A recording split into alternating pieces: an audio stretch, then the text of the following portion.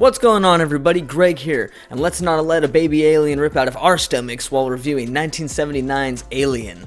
This movie was directed by Ridley Scott, and it stars Sigourney Weaver as Ripley, Tom Skerritt as Dallas, Veronica Cartwright as Lambert, Harry Dean Stanton as Brett, John Hurt as Kane, Ian Holm as Ash, and Yaphet Kotto as Parker.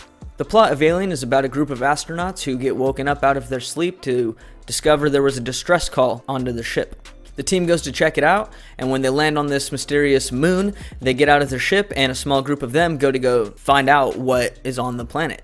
While investigating, one of our crew members gets attacked by this small little alien thing that hugs the face, and he gets injured, and that small group needs to go back to the ship and let him on. While on the ship, they're trying to determine what kind of alien life form this is, and when they do, the alien life forms detaches itself from the man and starts rummaging around the ship and gets larger and scarier, and that's the adventure that we have in Alien.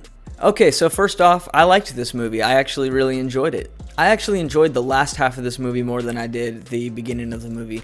The beginning of the movie just felt kind of slow. The pacing of it was really slow. It just kind of dragged on for me. But once the alien attaches itself to Kane, the movie picks up with a great deal of intensity. The performances in this movie weren't anything to brag about. There were some that were better than the others, but none of them really did much for me. But I will say that Ripley probably was my favorite, but that's not really something too great to brag about. She was really only my favorite because I really didn't care too much for the other characters at all. But on the other hand, I do want to talk about the character of Ash. I hated Ash. From the beginning of the movie, I did not like him. I thought something was up with him. He just didn't seem like he was one of the astronauts. He didn't seem like he was part of the group. He kind of was off doing his own thing the whole time, which I get it. He was like a scientist, but he was kind of off doing his own thing, and it made me think, like, is this guy up to something? I got bad vibes from him. And then in the middle, the movie slaps you with a huge twist, and we discover that Ash is actually a robot. I couldn't believe it. And the cinematography of this movie was great, especially with Ash when they're fighting him and they hit his head and his head knocks off, but the robot body is still fighting. I was like, I haven't seen much like that in other movies. That was one thing that Alien had that I really, really, really liked. But I enjoyed the direction quite a bit. Ridley Scott did a fantastic job. He really knew what he wanted to achieve. I mean, there were some amazing shots in the beginning of the camera just panning around the spaceship slowly. You really get to see the dimensions of the ship and where it goes, where it leads to. There are some areas that look like they're just completely worn down and nasty and like wet and slimy, and there's some areas that look like the future, like a Star Wars ship. I thought that was really cool, and we got to see all of that. And he also did a great job directing the moments of suspense. There are two huge parts where, I'm sure you guys know what I'm going to say if you've seen this movie, but there are two huge scenes that I want to talk about. One, it's the scene where you get to see the alien come out of Kane's stomach. They're all kind of hanging around, eating dinner together after Kane suddenly seems to be okay. And he's sitting there, and all of a sudden, he starts freaking out and spazzing out and rolling around on the table. And everybody's just like, what are we going to do? Well, what's going to happen? What is happening to Kane? Oh my God, you okay? And they flip him on his back, and all of a sudden just like blood just comes out of his shirt. And just all of a sudden this little alien comes out. And it's like looking over at them. And like, even though I've seen that scene in many different like parodies or many different speakings of Alien, I was still like shocked to see that. I never actually had seen that scene, but I thought it was really, really cool. And I mean, to be honest, I actually thought the alien was kind of cute as a baby, and then when it like jumped out and it slid across the table, I was like, oh man, that's freaky, but it's kind of cute at the same time.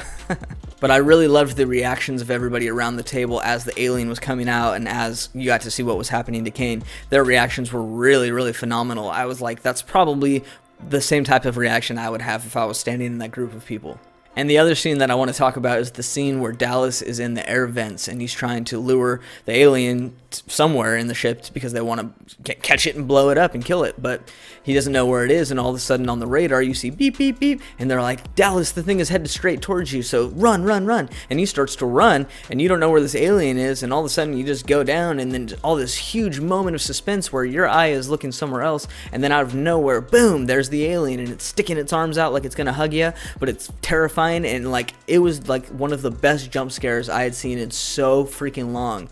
And I'm a sucker for for horror movies. I love jump scares, but this one was done so well. So hats off to you, Ridley Scott. You did a fantastic job. Overall, being that this was my first time watching this movie, and it was from 1979, so the 70s, it was kind of old, but I still thought it was a really well done movie, and the practical effects, especially dealing with the alien, were done super good. Gotta give it credit for that. You go, Alien. Now let's get into what I would rate Alien from 1979. 3.5 out of 5, baby. It gets that rating for me because, like I said, I didn't really care too much about the characters. I didn't really care when they died. Before I knew it, like, all of them except Ripley were dead, and I didn't know it. I was like, oh, what happened to that guy? Oh, he's dead? Oh, what happened to that guy? Oh, he's dead? Oh, okay, that's too bad, I guess. Also, I didn't see enough of the alien. I understand what they're trying to do with the whole like Jaws element where you don't get to see the shark too often, you know, you only get so much screen time. So I understand that less is more in certain areas, but sometimes you got to see the alien. You want to see the bad guy. You don't want to just see a bunch of like character building and plot. You know, you want to see some of the villain. And my last little gripe for why I gave it a 3.5 out of 5 was because at the very end, when you see the spaceship blow up, it looked horrible. It was super dated. The special effects do not look good. The practical effects are 100% amazing, but this one, the special effects are not very good. But overall, I had great scares, and it was very enjoyable. It was surprisingly enjoyable to me, so there we go. Thank you everybody for watching my review of 1979's Alien. Please do me a favor, go down below, comment, like, and share this video if you could. I'd appreciate that. And if you haven't done so already, please go down below, subscribe to my channel if you like the content that I'm putting out, and also hit that little bell so you can get notified when I have a new video for you. Thanks everybody again, as always, for watching, and remember to watch a movie, man.